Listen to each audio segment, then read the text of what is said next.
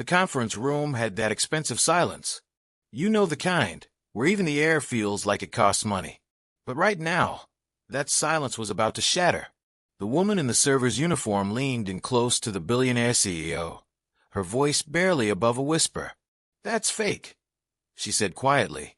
Her eyes locked on the leather portfolio spread across the table. Then she switched languages. Her voice suddenly fluid, musical, dangerous. The words rolled out in perfect Sicilian, not the textbook kind, but the real dialect, the one that carries weight in every syllable. The man in the $1,000 suit across the table froze. His confident smile faltered at the edges. The CEO, James Mitchell, looked up sharply from the contract he'd been reviewing. A contract that would have transferred $50 million by the end of the week. "What did you just say?"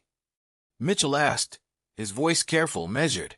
The waitress kept her gaze fixed on the man in the expensive suit, and she spoke again in Sicilian, slower this time, each word deliberate and cutting. The man's face went pale. He stammered something in broken Italian, the kind you learn from an app, with an accent that made it clear he barely understood what she'd said. And in that moment, everyone in the room knew something was catastrophically wrong. But how did a waitress recognize a $50 million scam? Why did those words in Sicilian feel less like a warning and more like a verdict? And what was she really doing in that hotel? 3 months earlier, Special Agent Sophia Marconi had walked into the Silver Pine Hotel and Conference Center carrying nothing but a fake resume and a carefully constructed cover story. Her real badge was locked in a safe deposit box across town. Her real life, the one where she tracked financial criminals and built cases that could withstand federal prosecution, was buried under layers of backstory about a single mom who'd moved to the city for a fresh start. Nobody at the Silver Pine knew that the woman who served their coffee and cleared their plates had spent 6 years with the FBI's Financial Crimes Unit. Nobody knew she could speak 4 languages fluently or that she had a graduate degree in forensic accounting. And nobody knew she was there to catch a ghost. Raymond Castellano, that was the name of the man Sophia had been hunting for 18 months. Money launderer, facilitator for drug cartels and organized crime syndicates. A man who moved dirty money through legitimate businesses so smoothly that most people never saw him coming. He'd been spotted at the Silver Pine twice in the past year. Brief appearances, always for private meetings, always gone before anyone could establish a pattern. But Sophia's team had finally identified his routine. He used the hotel's conference rooms for high-stakes meetings, always booked under different names, always paying cash through intermediaries. The hotel was perfect for his purposes, upscale enough to host legitimate business, busy enough that no one paid attention to individual guests, and discreet enough that privacy was guaranteed. Sophia's assignment was simple in theory, impossible in practice.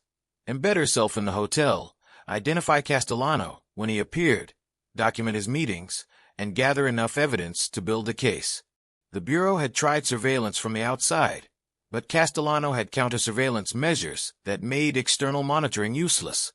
They needed someone on the inside, someone who could move freely through the hotel without raising suspicion, someone who could get close to private meetings without anyone questioning why she was there. So Sophia became a waitress. She memorized the hotel's layout, learned the schedules of the real staff, studied the routines of the regular guests. She served breakfast to business travelers and cleared lunch plates for conference attendees. She smiled and made small talk and became part of the furniture, the kind of person people looked past without really seeing. It was perfect cover. It was also slowly driving her insane. 3 months of serving coffee, 3 months of fake smiles and aching feet, and going home to her studio apartment to file reports that all said the same thing. No sign of the target. 3 months of wondering if Castellano had somehow learned about the operation and changed his patterns. 3 months of her life disappearing into a cover identity while the cases she should have been working piled up back at the field office. And 3 months of trying not to think about Claire. Claire Donovan had been Sophia's best friend since college.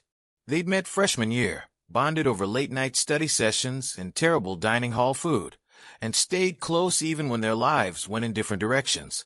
Claire had gone into teaching, elementary school, 2nd grade, the kind of job that paid barely enough to survive but that she'd loved with her whole heart. Sophia had joined the FBI. They'd been opposites in so many ways, but the friendship had worked. Claire had been the person who kept Sophia grounded, who reminded her that there was more to life than cases and targets, and the endless pursuit of people who thought they were too smart to get caught. 3 years ago, Claire had made a mistake. She trusted the wrong people. Someone had approached her at a teacher's conference, a financial advisor with impressive credentials, and a pitch about an education-focused investment fund that promised unprecedented returns. Claire had been careful. She'd asked questions, reviewed documents, even consulted with Sophia, though she hadn't gone into too much detail. Sophia remembered the phone call, remembered Claire's excitement about finally being able to afford a down payment on a house, maybe even retire before she was 70. Sophia had been in the middle of a major case, distracted, and she'd given Claire advice that was too general. Make sure everything's legitimate. Verify the credentials. Don't invest more than you can afford to lose. Claire had done her due diligence, or she'd thought she had. The financial advisor had provided references, documentation, official letterheads from regulatory agencies. Everything had looked legitimate. Claire had invested her life savings, $48,000. Every penny she'd saved over 12 years of teaching. Money that was supposed to be her future, her security, her way out of living paycheck to paycheck. The fund had been fake. The financial advisor had been a con artist. The documents had been forgeries. By the time Claire realized what had happened, the money was gone and the man who'd taken it had vanished. No forwarding address. No way to trace the funds. No recourse except a police report that went nowhere and a civil lawsuit against a defendant who didn't exist. Sophia had tried to help. She'd used every resource she had, called in favors, pushed her contacts in financial crimes to investigate. But the trail was cold. The scammer had been too careful, too experienced. He'd done this before, probably dozens of times, and he knew how to cover his tracks. The FBI couldn't justify allocating resources to a case involving less than $50,000 when they had billion-dollar frauds and international money laundering operations demanding attention. Claire had spiraled. The money was gone, but worse than that, her trust was shattered. She blamed herself. She stopped sleeping. She stopped eating properly. She took a leave of absence from teaching because she couldn't focus on her students when she could barely function herself. Sophia had tried to be there for her, had spent hours on the phone, had offered to help financially, had begged Claire to see a therapist. But depression and shame are powerful forces, and they'd pulled Claire down faster than Sophia could pull her back up.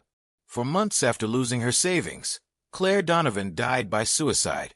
She left a note that said she was sorry, that she couldn't live with the shame of being so stupid, that she couldn't face the future knowing she'd thrown away everything she'd worked for. Sophia had been the one to find her. She'd gone to check on Claire after 2 days of unreturned calls, had used the spare key Claire had given her years ago, had walked into the apartment and found her best friend on the bathroom floor with an empty bottle of pills beside her. The guilt had nearly destroyed Sophia. She should have paid more attention. She should have seen the signs. She should have investigated the investment opportunity properly instead of giving generic advice while her mind was on work. She should have done something, anything, to prevent what happened. For months after Claire's death, Sophia couldn't work. She'd taken leave, spent her days in a fog of grief and self-recrimination. The Bureau's counselor had told her that Claire's death wasn't her fault, that depression and financial devastation created a perfect storm that no one could have prevented. But Sophia couldn't accept that. She'd been trained to see patterns, to identify threats, to protect people, and she'd failed the person who mattered most. Eventually, Sophia had returned to work, not because the grief had lessened, but because she'd made a decision. She would dedicate the rest of her career to hunting people like the one who destroyed Claire. Financial predators, con artists, scammers who destroyed lives for profit. She'd requested a transfer to the white-collar crime unit, had thrown herself into studying fraud patterns and investment scams, had become an expert in the psychology of con artists and the methodologies they used. She couldn't save Claire, but maybe she could save the next Claire, and the one after that, which made this assignment, 3 months of serving coffee while waiting for a money launderer who might never show up, feel like torture. Sophia was wasting time on surveillance, when she could have been actively hunting the people who mattered. The people who preyed on teachers and retirees and working families. The people who sold dreams and delivered nightmares. But orders were orders. Raymond Castellano was a priority target. If Sophia could help build a case against him, if they could shut down his money laundering operation, it would impact dozens of criminal enterprises. It mattered. She knew it mattered. She just couldn't make herself feel like it mattered more than the victims who needed someone to fight for them. The morning everything changed started like every other morning. Sophia arrived at the Silver Pine at 6:30, changed into her uniform in the staff locker room, and began her shift, setting up the breakfast service. The hotel was busy. Some tech CEO was in town for meetings, and the place had gone into its usual routine of trying to impress someone with too much money. Sophia had learned to tune out the names and faces. Rich people came and went. Most of them treated service staff like furniture. A few were kind. None of them were Raymond Castellano, so none of them really mattered to her investigation. She was refilling coffee in the main breakfast area when she first saw them. 3 men in expensive suits, sitting in one of the private alcoves near the window. They had that particular energy Sophia had learned to recognize. The energy of a pitch, of a deal being closed, of money about to change hands.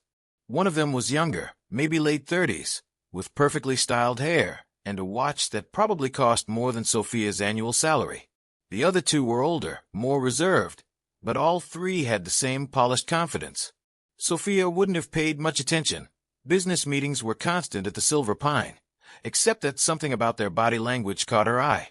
The younger man was doing most of the talking, leaning forward with practiced enthusiasm. The other 2 were playing supporting roles, nodding at the right moments, creating an atmosphere of credibility and importance.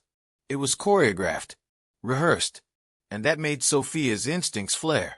She moved closer, pretending to check on nearby tables, close enough to catch fragments of conversation.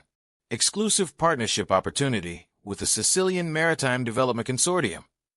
Sophia's hand tightened on the coffee pot, so hard her knuckles went white. For a second, she couldn't breathe. The words echoed in her head, and suddenly she was back in Claire's apartment, looking through the documents Claire had shown her before making the investment. Mediterranean development, exclusive partnerships, unprecedented returns, the same language, the same pitch structure. She forced herself to keep moving, to keep her expression neutral, to breathe normally. It could be coincidence. There were probably legitimate Mediterranean development projects. Just because the language was similar didn't mean it was a scam. She was seeing patterns because of trauma, because of Claire, because she'd spent 3 years hyper-focused on financial fraud. She needed to be rational. But Sophia hadn't survived 6 years with the FBI by ignoring her instincts. And every instinct she had was screaming that something was wrong. She made her way back to the kitchen, her mind racing. She needed to hear more. She needed to understand what was actually happening at that table. But she couldn't be obvious about it. She was supposed to be a waitress, not an investigator. Getting too curious about guests' private conversations would raise red flags. 20 minutes later, she got her opportunity. The hotel manager approached her with instructions. A high-profile guest had just arrived and would be joining the meeting in the private alcove. Make sure the coffee service was perfect.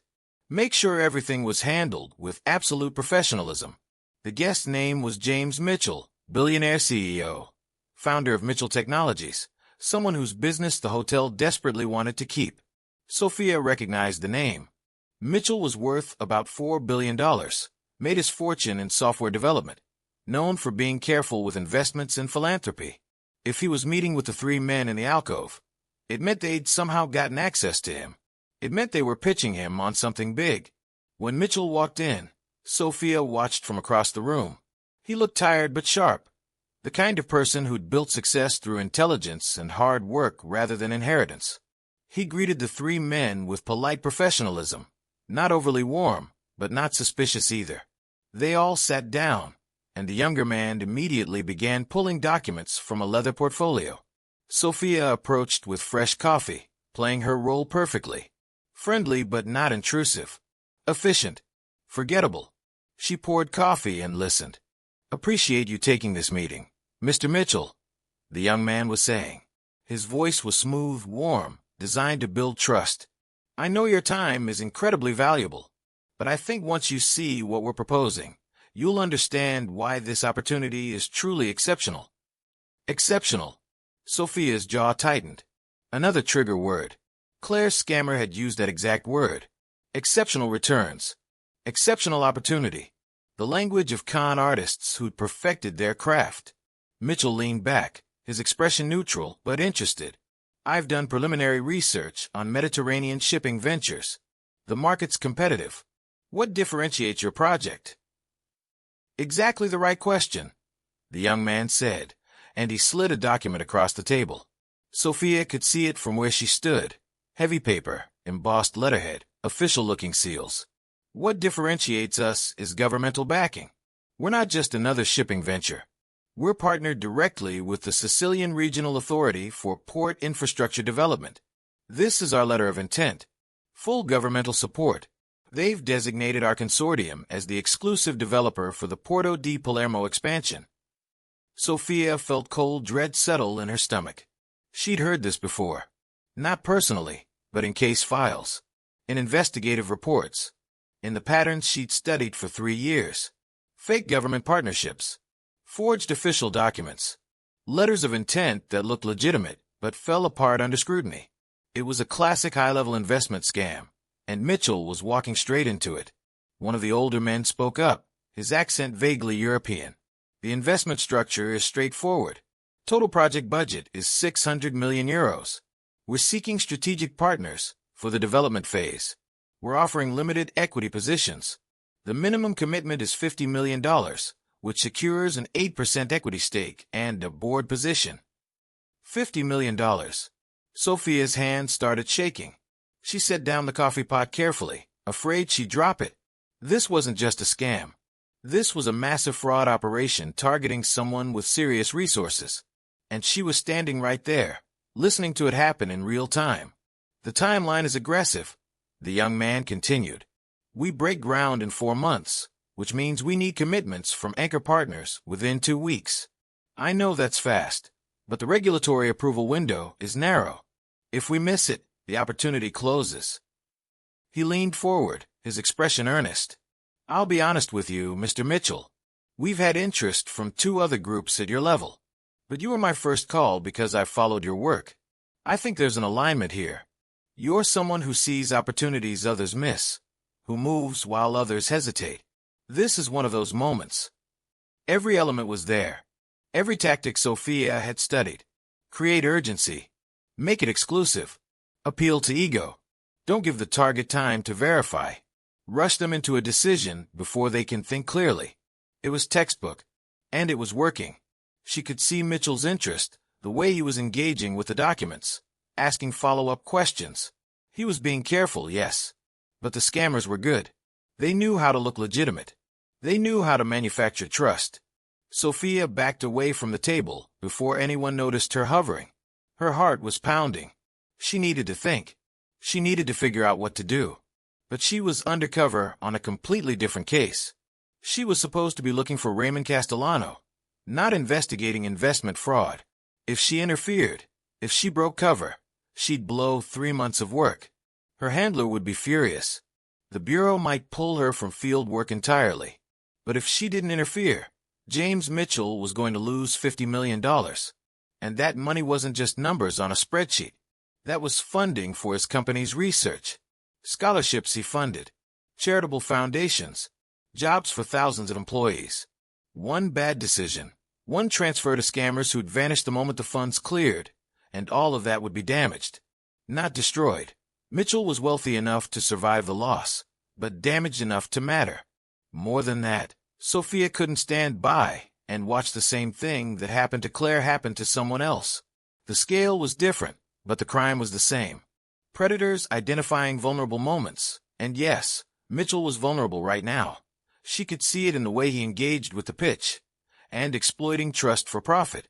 She joined the FBI to stop people like this. She'd survived Claire's death by promising herself she'd never let it happen again if she could prevent it. But her orders were clear. Focus on Castellano. Don't compromise the investigation.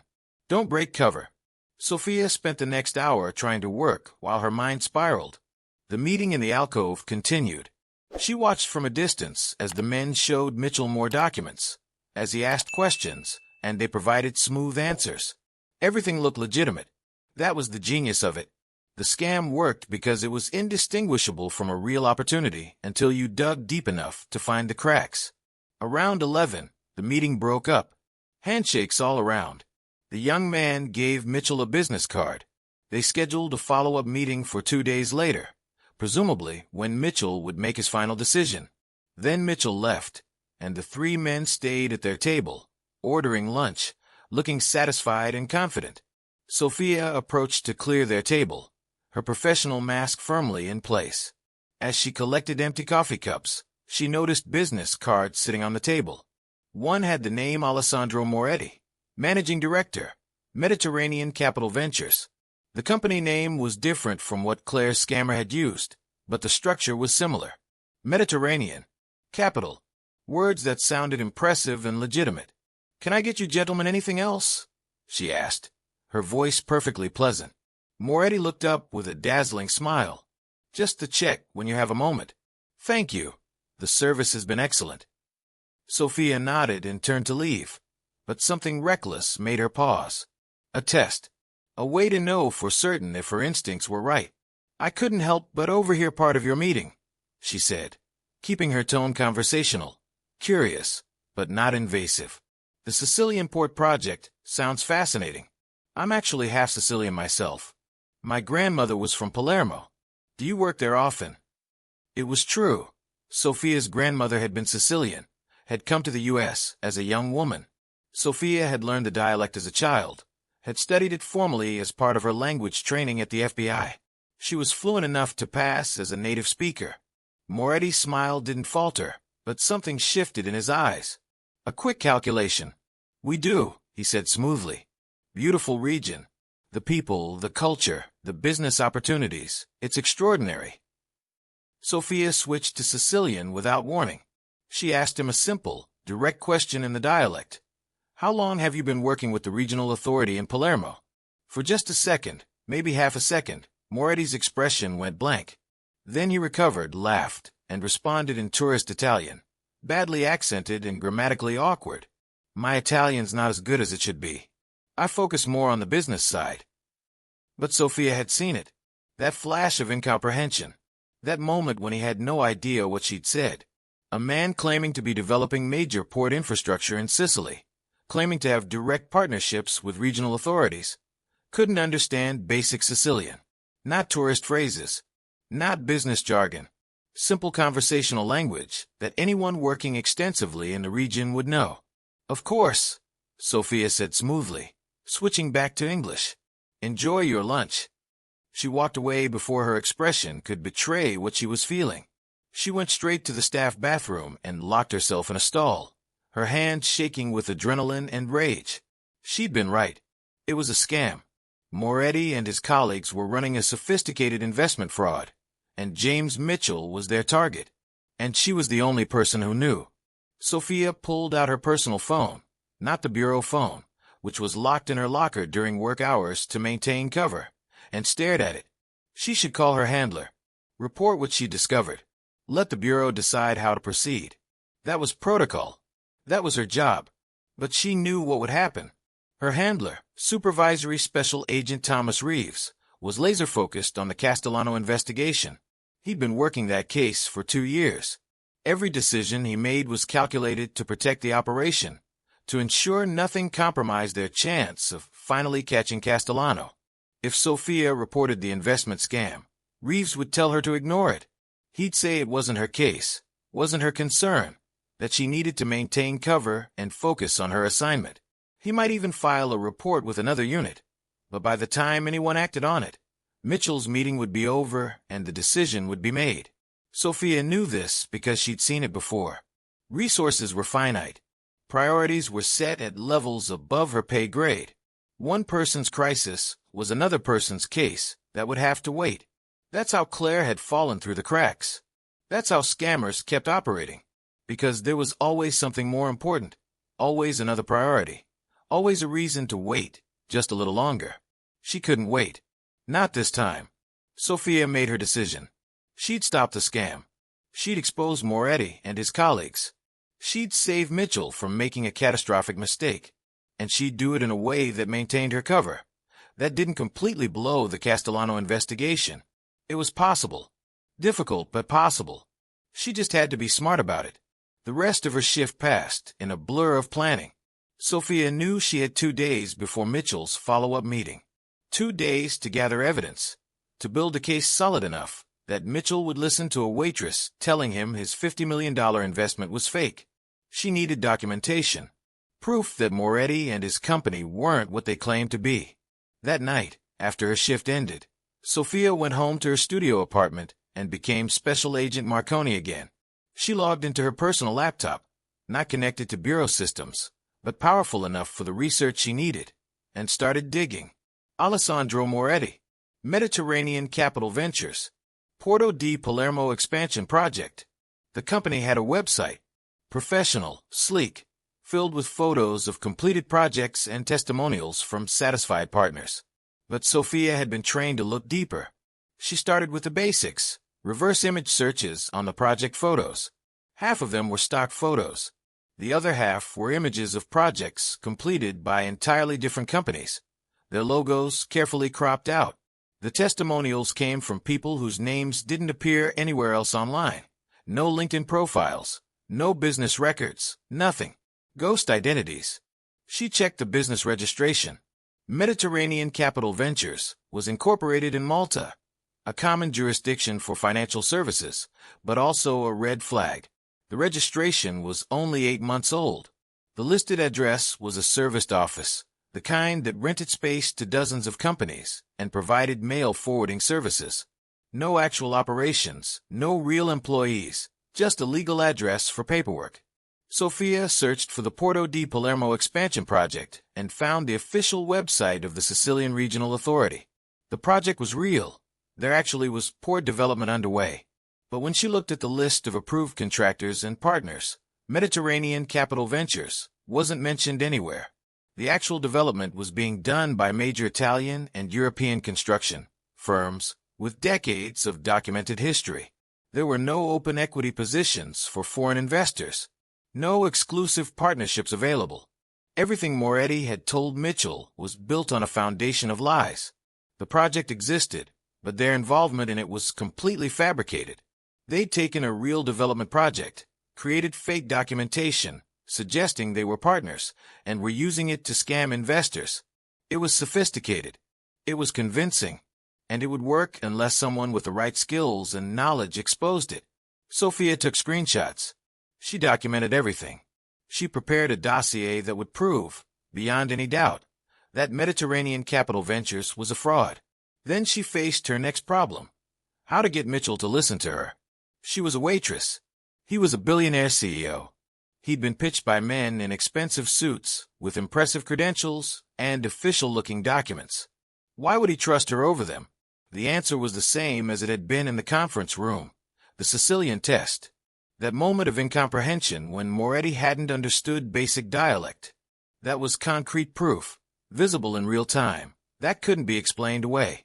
If Sophia could recreate that moment in front of Mitchell, if she could demonstrate that Moretti was lying about his most basic credentials, it would create enough doubt to make Mitchell pause, to make him verify before transferring $50 million, to save him from making a mistake he couldn't undo. But doing that meant revealing herself. Not as FBI. She couldn't break that cover, not completely, but as someone who knew more than a waitress should know. It meant taking a risk. It meant going against her orders. It meant potentially compromising the Castellano investigation if her interference made people at the hotel start asking questions about her. Sophia thought about Claire, about the note she'd left, about the guilt that still kept Sophia awake some nights, about the promise she'd made to herself at Claire's funeral, that she'd fight for the people who couldn't fight for themselves, that she'd stop predators whenever she could, that Claire's death would mean something. She made her decision. Again, the same decision she'd made that morning, but solidified now, committed. She'd stop the scam, whatever the cost. The next day at work, Sophia was hyper-aware of every detail. She kept her normal routine, served breakfast and lunch, smiled at guests. But she was also positioning herself, making sure she'd be the one serving the conference room when Mitchell returned for his follow-up meeting. She volunteered for the assignment, told her supervisor she wanted the experience of handling VIP service. Her supervisor agreed without suspicion. Sophia was reliable, professional, exactly the kind of person you'd trust with important guests. She also prepared her evidence. She couldn't bring printed documents to work, too obvious, too risky. But she memorized URLs, specifics, details she could reference if needed. And she practiced what she'd say, how she'd approach it, trying to anticipate every way it could go wrong. That afternoon, her bureau phone buzzed with a text from Reeves. Update. Sophia stepped into the staff bathroom and called him, keeping her voice low. Nothing yet. No sign of the target. It's been 3 months, Marconi. Reeves sounded frustrated. We're burning resources on this. If Castellano doesn't show soon, we'll have to consider pulling you out. Give me another month, Sophia said. His pattern suggests he'll surface. We just need patience. Patience isn't infinite. The Bureau has other priorities. Sophia felt a flash of bitter irony. Other priorities, like investment scams that destroyed people's lives, but weren't worth investigating because the dollar amounts weren't big enough or the perpetrators were too hard to catch. Understood, she said. I'll keep you updated. She ended the call before Reeves could ask more questions. She didn't mention the scam happening under her nose, didn't report that she'd identified a fraud operation, because she knew what he'd say, and she didn't want to hear it, not when she'd already decided what she was going to do. That evening, Sophia lay awake in her apartment, staring at the ceiling. Tomorrow was Mitchell's follow-up meeting. Tomorrow was when everything would happen. She ran through scenarios in her mind, trying to prepare for every possibility. Best case, she exposed the scam. Mitchell backed out of the deal, and she maintained enough cover to continue the Castellano investigation. Worst case, she blew her cover completely, ruined the investigation, and ended her career over a case that wasn't even hers. But between those extremes was something else. A chance to do what she joined the FBI to do. A chance to protect someone who didn't even know they needed protecting. A chance to stop predators before they could destroy another life. She thought about Claire, about the last conversation they had, 2 days before Claire died. Sophia had been distracted, rushing off the phone to deal with a work crisis. She'd said she'd call back later. She never did. There were so many things she wished she'd said, so many ways she wished she'd been more present, more attentive, more willing to put her friend ahead of her job. She couldn't fix that, but she could make sure this didn't happen to someone else. Not when she was standing right there, able to stop it. The morning of Mitchell's follow-up meeting, Sophia arrived at work early. She checked the conference room schedule. Mitchell was booked in conference room C at 10 a.m., 2 hours reserved. She confirmed she was assigned to beverage service. Everything was set. At 9:45, she prepared a coffee cart and positioned herself near the conference room. Her hands were steady despite the adrenaline flooding her system. She'd committed to this. There was no backing out now. At 9:55, Alessandro Moretti and his 2 colleagues arrived. They looked even more confident than before, men who knew the deal was about to close. They entered the conference room and began setting up. Sophia waited, counting down the minutes. At 10:02, James Mitchell walked in. He looked focused, decisive. Sophia's heart was pounding. This was it. She gave them 5 minutes to settle in, to exchange pleasantries. Then she knocked on the door and entered with her coffee cart. Good morning, gentlemen. Coffee service. She poured carefully, her movements practiced and professional. Mitchell took his black. Moretti wanted cream and sugar. The atmosphere in the room was warm, collegial. They were talking about Mitchell's flight schedule, about accommodations the hotel had made, about nothing important, building rapport before the serious discussion began. As Sophia set down the final cup, Moretti pulled a thick folder from his briefcase. Mr. Mitchell, I think you're going to be very pleased with what we've prepared. This is the complete partnership agreement, reviewed by our legal team. I've highlighted the key terms. Once you've signed the letter of intent and the wire transfer is initiated, We can move directly into the development phase. Mitchell reached for the folder. Sophia knew she had seconds before he started reading, before the momentum carried him toward a decision, before the moment passed. She took a breath, straightened her shoulders, and spoke. "Mr. Mitchell, I need to tell you something important." Her voice was quiet but absolutely clear. Every man in the room looked at her. Moretti's expression flickered with irritation. "Excuse me, miss. We're in the middle of a confidential business." "This is fake," Sophia said, cutting through his objection. She pointed at the leather portfolio, at the documents spread on the table. "All of it. The company, the partnership, the government backing. It's a scam designed to steal your money."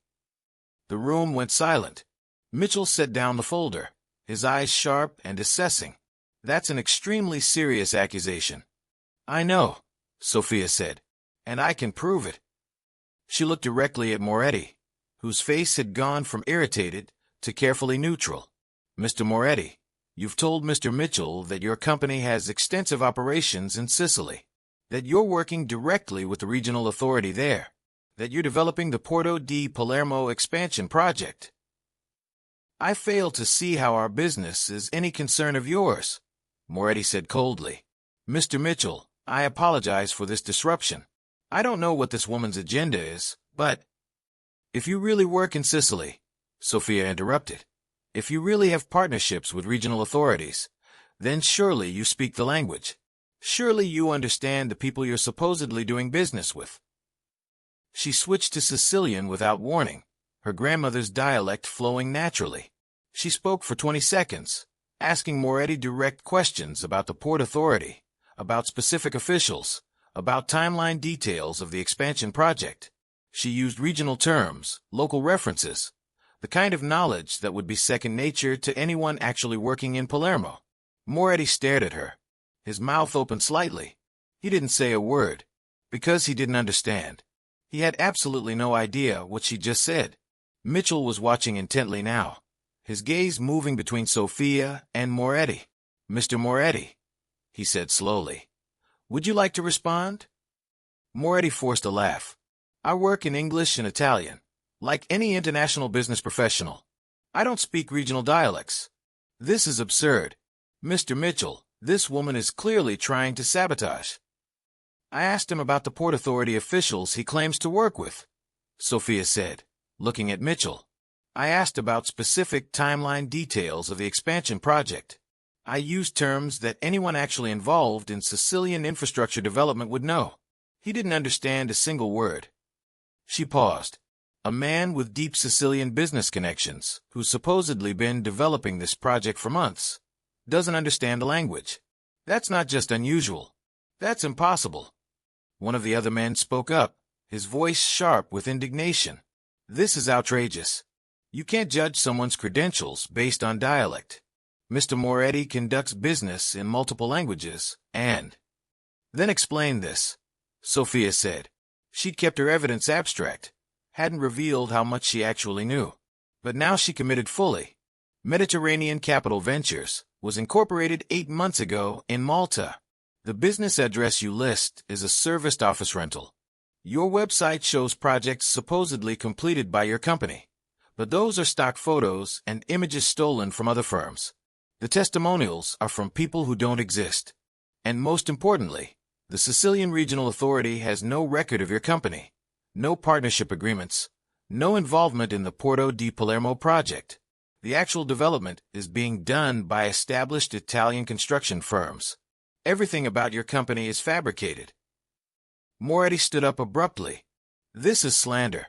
I don't know who you are or what you think you're doing, but you're making accusations you can't possibly substantiate. Mr. Mitchell, I assure you." "I can substantiate every word," Sophia said. Her voice was hard now, all pretense of being just a waitress gone. "I know exactly how the scam works because I've seen it before.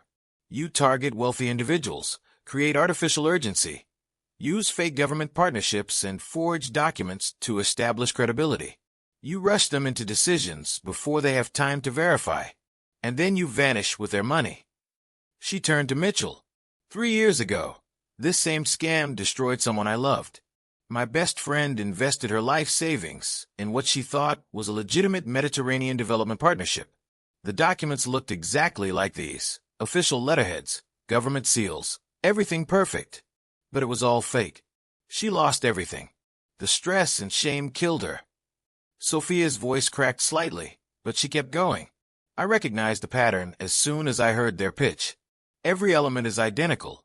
Different company name, bigger target, but the exact same con. Mitchell's expression had gone from skeptical to intensely focused. He picked up the folder Moretti had given him, studied it for a long moment, then set it down. "Mr. Moretti, I'd like to see verification of your company's registration with the Sicilian Regional Authority, direct contact information for your government partners, and references from other investors in your previous projects, with phone numbers I can verify independently." Moretti's jaw clenched. "Mr. Mitchell, if you're going to take the word of a hotel employee over documented business partners, I'm taking the word of someone who just demonstrated that you can't understand basic Sicilian despite claiming to work extensively in the region," Mitchell said flatly, "and who's raised multiple specific questions about your company's legitimacy. Questions I should have asked before this meeting." He stood up. "We're done. I'll be conducting a thorough investigation into Mediterranean capital ventures, and if I find evidence of fraud, I'll make sure appropriate authorities are notified." The three men exchanged glances. Sophia saw the calculation. The moment they realized the con had failed, Moretti made one last attempt. "Mr. Mitchell, if you'd just give us an opportunity to provide." "We're done," Mitchell repeated. His voice had a finality that left no room for argument. "I suggest you leave. Now." For a moment, Sophia thought they might try something desperate, but Mitchell pulled out his phone and said calmly, "Should I call hotel security, or can you see yourselves out?" They left, quickly, gathering their materials with jerky movements. Within a minute, the conference room was empty except for Sophia and Mitchell. The silence felt enormous. Sophia's legs were shaking. The adrenaline was wearing off, leaving her feeling hollow. She'd done it. She'd actually stopped the scam. But now she was standing in a conference room with a man she'd just saved from a $50 million fraud, and she had no idea what happened next. Mitchell looked at her for a long moment. "What's your name?" "Sophia." She caught herself. "Sophia Marconi." "Sophia." He studied her carefully. "You're not really a waitress, are you?" Sophia's mind raced. She couldn't reveal she was FBI. That would compromise everything. But she also couldn't maintain the fiction that she was just a server who happened to know about international fraud schemes. "I am a waitress," she said carefully. "But I'm also someone who's seen this scam before. Someone who couldn't stand by and watch it happen again." Mitchell nodded slowly. "You saved me from making a catastrophic mistake, and you did it at significant personal risk. Those men could have been dangerous. You could lose your job for interfering in a guest business meeting. Why did you do it?" "Because no one stopped them when they went after my friend," Sophia said. "Because I've spent 3 years wishing someone had warned her. Because I couldn't watch someone else get destroyed when I had the knowledge to prevent it." Mitchell pulled out his phone. "I'm calling my legal team. I want every detail about what you told me investigated, and I want to know who these men really are." He paused, looking at Sophia. "I'm also going to need a complete statement from you. Everything you know about this scam. Everything you remember about what happened to your friend. Are you willing to provide that?" "Yes," Sophia said, but her mind was already racing ahead to the complications. Reeves would find out. The Bureau would find out. She'd broken protocol, interfered in a case that wasn't hers, potentially compromised her cover. There would be consequences. But she'd also stopped a $50 million fraud. She'd saved Mitchell from being victimized. She'd done exactly what she joined the FBI to do. That had to count for something. Over the next hour, Sophia told Mitchell everything, or rather, everything she could tell him without revealing she was FBI. She told him about Claire's death, about the scam that destroyed her. She explained the patterns she'd recognized, the research she'd done on Mediterranean capital ventures, the evidence she'd found. Mitchell listened carefully, asking questions, taking notes. His legal team joined via phone, and Sophia went through it again. Then came a private investigator Mitchell kept on retainer, asking for specifics, details, anything that might help track down Moretti and his colleagues. The FBI investigated my friend's case, Sophia explained. But the perpetrators used false identities, offshore accounts, shell companies. Everything disappeared. That's why I knew time was critical here. If you transferred the money, it would have been gone before you realized what happened. I'm going to make sure these men don't get away, Mitchell said. His voice was quiet but intense. Not this time. I have resources most victims don't have. We're going to find them. We're going to make sure they face consequences. It was afternoon when Sophia finally left the conference room. She was exhausted in a way that went beyond physical tiredness. Mitchell had thanked her profusely, had mentioned something about arranging compensation for her help, but Sophia had barely heard him. Her mind was on what came next. She checked her bureau phone during her break. 3 missed calls from Reeves. A text, "Call me immediately." Sophia's stomach sank. She stepped outside into the hotel's parking lot and called him back. "Where the hell have you been?" Reeves demanded. "I've been trying to reach you for an hour." "I was working," Sophia said. "What's going on?" "What's going on is I just got a very interesting call from hotel management. Apparently, one of their servers, a woman matching your description, just accused 3 guests of running a $50 million investment scam in the middle of a business meeting with a high-profile CEO. Reeves's voice was dangerously quiet. "Would you like to explain to me what you were thinking?" Sophia closed her eyes. They were running a scam. I recognized the pattern. If I hadn't intervened, James Mitchell would have transferred $50 million to offshore accounts by the end of the week. That wasn't your case. That wasn't your investigation. That wasn't your decision to make. Reeves was angry now, his professional control slipping. You were there to work Castellano. That was your assignment. Your only assignment. Instead, you broke cover, interfered in matters outside your jurisdiction, and potentially compromised 3 months of work. "I stopped a major fraud," Sophia said. "Isn't that what we're supposed to do?" "You followed your personal agenda instead of your orders," Reeves shot back. "You let your emotions about your friend's death override your professional judgment. Do you have any idea what you've done? If word gets around that there's an undercover agent at that hotel, Castellano will never show up. 3 months of work gone. And for what? To play hero on a case that wasn't even yours." "For what?"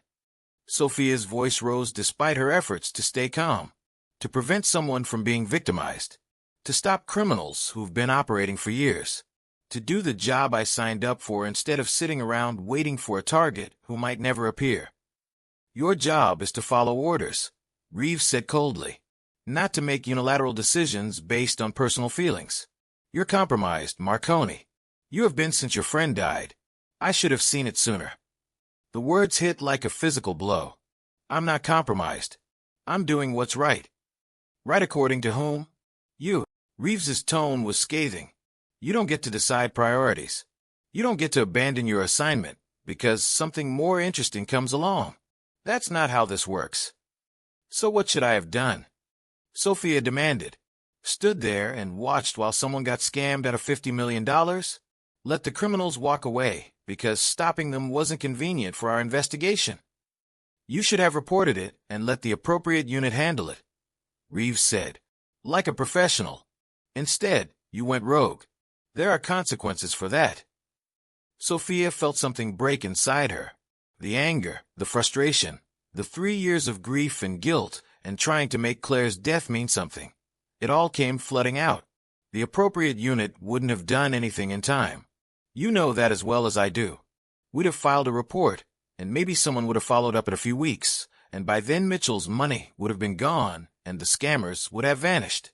That's how it always works. That's how they got away with killing Claire. Because there's always something more important, always another priority, always a reason to wait just a little longer. "This isn't about Claire," Reeves said.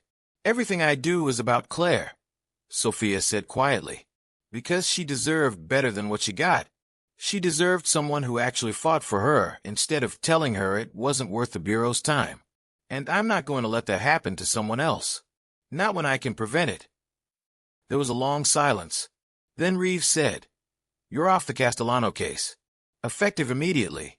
I'm pulling you out." Sophia had expected it, but hearing the words still hurt. "Understood. Report to the field office tomorrow morning. We'll discuss your future with the Bureau then. But Marconi, I want to be clear. What you did today may have ended your career. I hope it was worth it." He hung up. Sophia stood in the parking lot, her phone still pressed to her ear, feeling numb. She'd known there would be consequences. She'd accepted that when she made her decision. But having it actually happen, hearing Reeves tell her she might be finished, it was different from anticipating it. She thought about Claire, about the choice she'd made, about Mitchell, who still had his $50 million because Sophia had been willing to speak up, about Moretti and his colleagues, who would now face investigation instead of getting away clean. Was it worth it? Sophia didn't know, but she knew she'd make the same choice again, because some things mattered more than career advancement or following protocol. Some things mattered more than orders from people who'd never stood in front of someone being destroyed and had the power to stop it. Sophia went back inside the hotel. She finished her shift because she'd been trained to complete her assignments, even when everything was falling apart. But her mind was elsewhere, already preparing for whatever came next. At the end of her shift, the hotel manager approached her. "Ms. Marconi, Mr. Mitchell has requested to speak with you before he leaves. He's in the executive lounge." Sophia found Mitchell sitting by a window, laptop open, phone to his ear. He waved her over when he saw her, ended his call, and gestured to the chair across from him. "Sit, please." Sophia sat, wondering what this was about. Mitchell studied her for a moment, then said, "My investigators have been working all afternoon. Everything you told me checks out. Mediterranean Capital Ventures is a shell company. The documents are forgeries.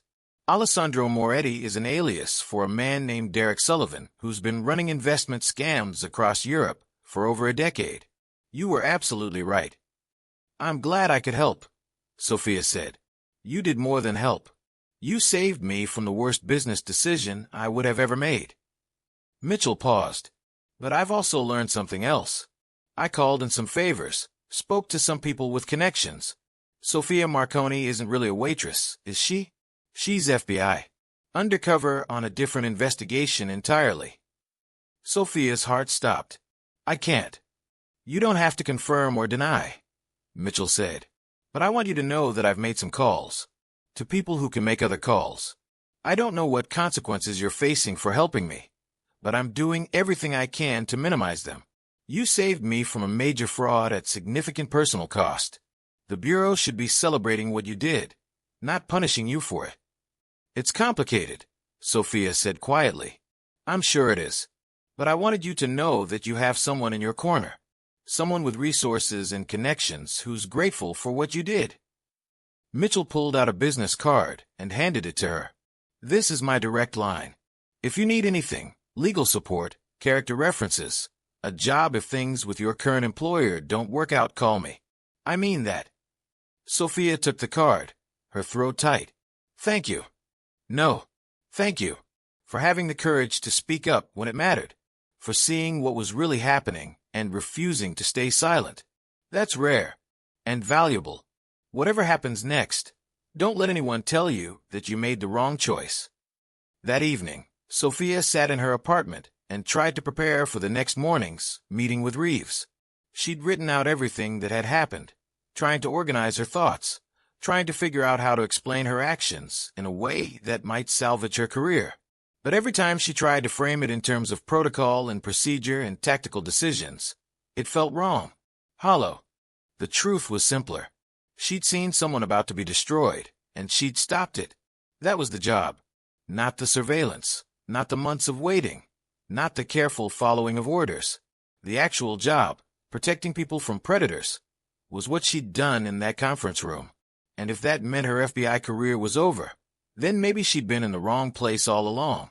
Sophia thought about Claire's note, about the shame and despair that had led her friend to believe death was the only option, about how different things might have been if someone had intervened earlier, if someone had stopped the scam before Claire invested, if someone had been willing to fight for her. Sophia had fought for Mitchell, And she'd fight again for the next person who needed it, whether that was as an FBI agent or in some other capacity. Because that's what Claire's death had taught her. Silence was complicity. Inaction was a choice. And she could live with a lot of things, but she couldn't live with standing by while someone else's life was destroyed because speaking up was inconvenient. The next morning, Sophia walked into the FBI field office with her head high. She dressed professionally, not in uniform, but in the clothes she wore when she was Special Agent Marconi instead of Sophia the waitress. She'd prepared a statement. She was ready for whatever came next. Reeves was waiting in his office, along with the special agent in charge of the field office, Reeves's boss, a woman named Patricia Henley. That was either very good or very bad. Sophia couldn't tell which. "Sit down, Agent Marconi," Henley said. Her voice was neutral, giving nothing away. Sophia sat. She waited for them to begin, to lay out the consequences, to tell her she'd violated protocol and compromised the investigation and demonstrated poor judgment. Instead, Henley said, "I've spent the past 18 hours reviewing your actions at the Silver Pine Hotel. I've read your report. I've spoken with James Mitchell and his legal team. I've reviewed the evidence you gathered on Mediterranean Capital Ventures, and I've had some interesting conversations with people at the Bureau who've been trying for years to build cases against investment fraud networks." She paused. "You stopped a $50 million fraud. You identified perpetrators who've been operating for over a decade, and you did it while maintaining operational security to the extent possible given the circumstances." Sophia blinked. This wasn't what she'd expected. "You also," Henley continued, "violated direct orders, abandoned your assigned case, and made unilateral decisions that compromised an ongoing investigation." She looked at Reeves, then back at Sophia. "Supervisory Special Agent Reeves believes you should be disciplined, possibly suspended or even terminated. He believes you allowed personal feelings to override professional judgment." Sophia's stomach sank. So this was it. The positive build-up before the hammer fell. But Henley wasn't finished. "I disagree. I think you demonstrated exactly the kind of judgment and initiative we need in field agents. You recognized a crime in progress, you took appropriate action, and you protected a potential victim. Yes, you deviated from your assignment, but the alternative would have been allowing a major fraud to proceed while you waited for permission to intervene. That's not acceptable to me." Sophia stared at her. "Ma'am, the Castellano investigation is important," Henley said, "but it's not more important than stopping a crime we can actually prove. We've been chasing Castellano for 2 years with limited results. You handed us a fraud case with solid evidence, identified perpetrators, and protected a high-profile victim who now wants to cooperate fully with prosecution. From a result standpoint, what you did yesterday was more valuable than 3 months of surveillance that's produced nothing." Reeves shifted in his chair, clearly unhappy. "With all due respect, SAC Henley, that sets a dangerous precedent. If agents think they can abandon their assignments whenever something more interesting comes along." "That's not what happened here," Henley interrupted. "Agent Marconi didn't abandon her assignment because something more interesting came along. She intervened in a crime in progress that required immediate action. If she'd walked away, if she'd waited for approval, the crime would have been completed. That's the distinction." She looked at Sophia. "You could have handled it better. You should have contacted Supervisory Special Agent Reeves immediately after the initial intervention, kept him informed, requested backup. But in terms of the fundamental decision to stop the fraud, you made the right call." Sophia felt something a knot in her chest. "Thank you, ma'am." "Don't thank me yet," Henley said. "You're off the Castellano case. That investigation is compromised regardless of anyone's opinions about your actions. But I'm reassigning you to the white-collar crime unit full-time. We're creating a task force focused on investment fraud, and you're going to lead it. You have expertise in this area. You've demonstrated the judgment to recognize these schemes, and frankly, you have personal motivation to see these cases through. That combination is valuable." Sophia's mind was racing. "Ma'am, I would be honored." "There are conditions," Henley continued. "You'll be working with a partner who'll provide oversight. You'll follow reporting protocols. and you'll be in counseling to address any personal issues related to your friend's death that might compromise your judgment going forward. Understood? Yes, ma'am. Absolutely. Henley stood, signaling the meeting was over. Agent Marconi, you took a risk yesterday. It worked out. But next time you're in a situation where you need to make a judgment call that deviates from orders, you contact your supervisor immediately. Make sure someone with authority knows what's happening and can make an informed decision about how to proceed. That's not a suggestion. That's a requirement. Understood. Good. Report to the white-collar crime unit Monday morning. We have a lot of work to do. Sophia left the office, feeling like she'd been through a hurricane. She'd expected consequences, maybe even termination. Instead, she'd been given exactly what she'd wanted: the opportunity to hunt financial predators full-time, to turn her anger and grief about Claire into something productive, to make sure other potential victims had someone fighting for them. It wasn't redemption. Claire was still gone. The scammers who destroyed her were still unpunished. But it was a step forward, a chance to do better next time. Over the following weeks, Sophia threw herself into her new assignment. The task force started with the Mediterranean Capital Ventures case. They worked with Mitchell's investigators, with international law enforcement, with financial forensics experts. They traced Derek Sullivan and his colleagues through layers of shell companies and false identities. It took time, but they found them. Sullivan was arrested in Monaco, along with his 2 associates. The investigation uncovered 12 previous victims. Total losses over $70 million. Sophia's testimony was crucial. She could connect the patterns, show how the scam worked, demonstrate the methodology that made it so effective. The prosecutors said her insight into the criminal psychology made the difference between a case they could prove and one that might fall apart in court. The trial was scheduled for the following spring. In the meantime, Sophia's task force expanded. They started investigating other fraud networks, other scams, other predators. They developed training programs to help investors and business owners recognize warning signs. They worked with international agencies to track money flows and identify shell companies. Sophia thought about Claire constantly. Every case she worked, every victim she protected, every scammer she helped catch. It was all for Claire. The friend who trusted the wrong people and paid the ultimate price. The friend who deserved better than what she got. On the anniversary of Claire's death, Sophia visited her grave. She told her about the task force, about the cases they were building, about the predators they were stopping. "I'm doing it, Claire," she whispered.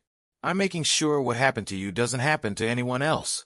I'm fighting for all the people who can't fight for themselves. That's my job now. That's what I'm doing with the life you didn't get to finish." The wind rustled through the trees.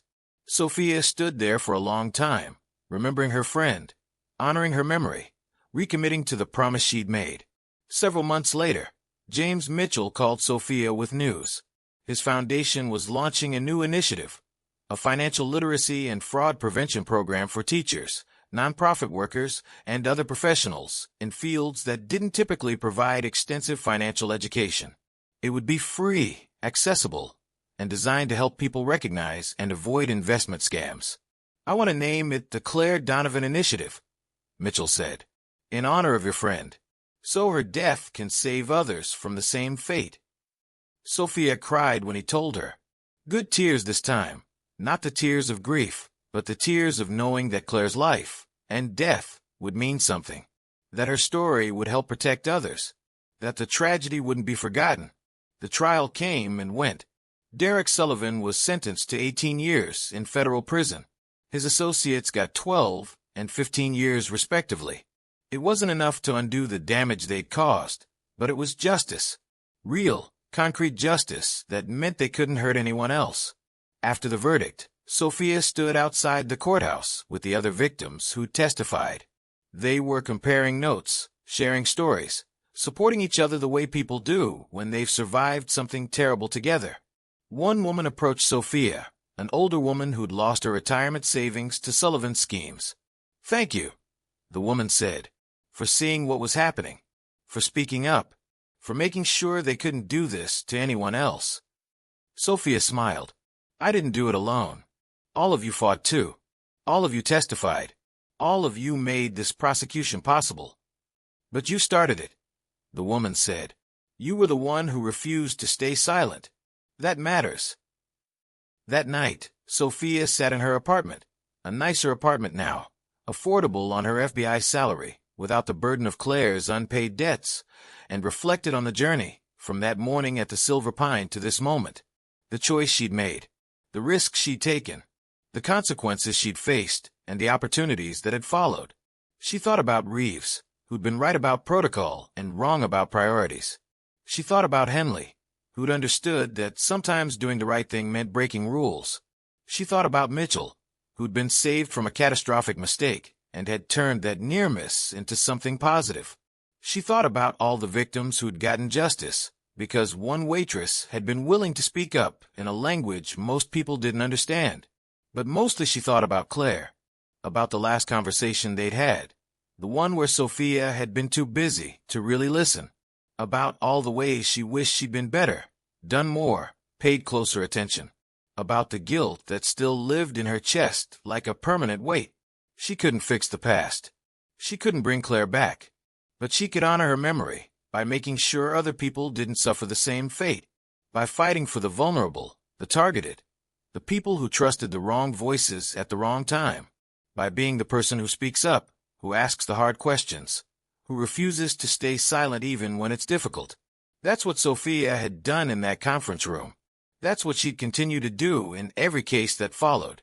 Not because it was convenient or easy or politically wise, but because some things mattered more than career advancement or following orders or staying in your lane. Some things, like preventing another Claire, like stopping predators, like doing the job you swore to do, mattered more than anything else. And Sophia Marconi, whether she was undercover as a waitress or working openly as an FBI agent, would never forget that. The sunset painted her apartment in shades of gold and amber. Sophia made tea, Claire's favorite blend, the one Sophia kept in her cupboard even though she didn't particularly like it, and raised her cup in a silent toast to her friend. I got them, Claire, she whispered. Finally. And I'm going to keep getting them. Every single one I can find. That's my promise to you. The tea was too bitter, the way it always was. But Sophia drank it anyway, honoring her friend's memory, recommitting to her mission, preparing for whatever came next. Because there would always be a next case. Another scam. Another set of predators, trying to destroy lives for profit. And Sophia would be there, watching, waiting, ready to speak the truth in whatever language was necessary. Ready to whisper, that's fake, and stop the next catastrophe before it could begin. So here's the question for you. Have you ever been in a situation where you knew something was wrong, where you had information that could help someone, but speaking up felt risky or uncomfortable? What did you choose? And looking back, would you make the same choice today? Think about it. And if this story resonated with you, I'd appreciate hearing your thoughts below.